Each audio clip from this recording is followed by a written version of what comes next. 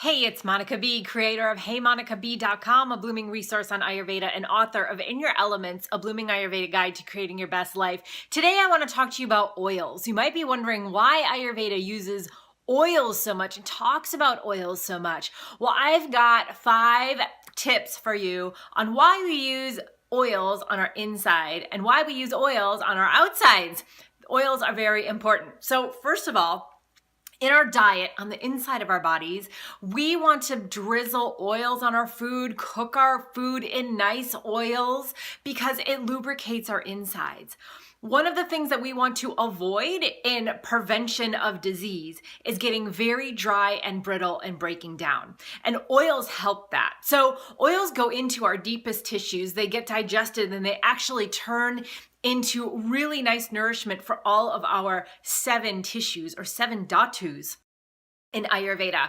And so they help keep the inside of the body nice and stretchy and pliable and smooth and unctuous, and brings a nice heavy, stretchy elasticness to the inside of our body because we want our bodies to stay warm and supple and flexible. So oils help that. So especially if you are a Vata type person, you will need some extra oils in your diet on your food. In fact, oil is Vata's #1 food. So make sure to cook with it. Olive oil is great. Coconut oil is great. You could drizzle flaxseed on some of your dishes if you like to do that. There's also ghee. If you are a Pitta, coconut oil will be best for you, and so will ghee is Pitta's #1 food. If you're a Kapha, you're not going to need as much oils on the inside because you're already quite oily. So we want to make sure that we don't overdo the oils, but that we're incorporating them. Again, Vata using the most oil, it's best for them, and Pitta, secondary, using oils that are a little bit more cooling, like a ghee or coconut. And Kaphas, very little oil, or maybe you can skip the oil because you already have a lot of natural oils already as it is. Okay, the second thing that's amazing for oils inside the body is for constipation. It helps us poop. Oils are good because it brings that heavy, unctuous quality. We want Vata energy to go down and out. So when we eat the food, it does all its things. We save and use all the nutrients that are good. We sort the waste products and kick it out the other end, right? Well, if our body is not oiled enough, if it's not lubricated, if there's not that heavy unctuousness to those waste products, they're going to stay up in there. And then we're not going to be able to poop. So water is good for constipation, but it's not enough. So if you're feeling that, if you're having a little trouble with the pooping, you're going to want to probably add some more oils into your diet along with some water so that we can bring that heaviness quality and get those poops down and out where they're supposed to go. Okay, number 3 is let's talk about how we put the oils on the outside of our body and why that's good. So number 3 is when we put oils on our skin, it's because the skin eats. So just like when we eat oils and it goes into our tissues, we can reach our tissues from the outside too.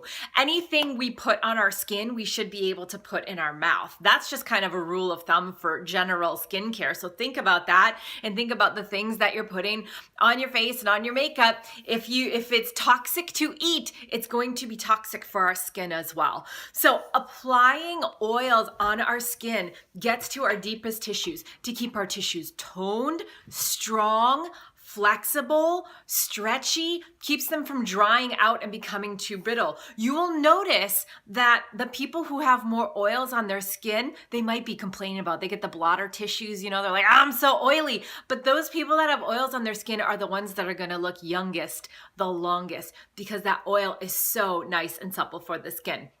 So that's the third reason, is that skin eats. So go ahead and you can put those oils nicely on your skin to keep your skin feeling like a baby. Number 4, massaging the skin with warm oil as we do in Ayurveda. I'll put a link below so you know how to do that. It's very calming for Vata, which means it's very calming for those times when we feel anxious, worried, ungrounded, insecure. It's good for the times where our skin feels really dry, or we might have aches and pains in places. Touching the skin, using the sense of touch on the skin is what we use in Ayurveda to calm vata.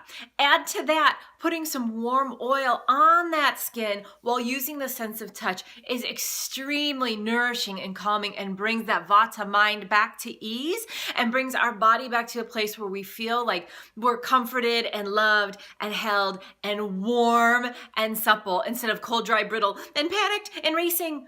All of that goes away with a nice warm oil massage on the skin.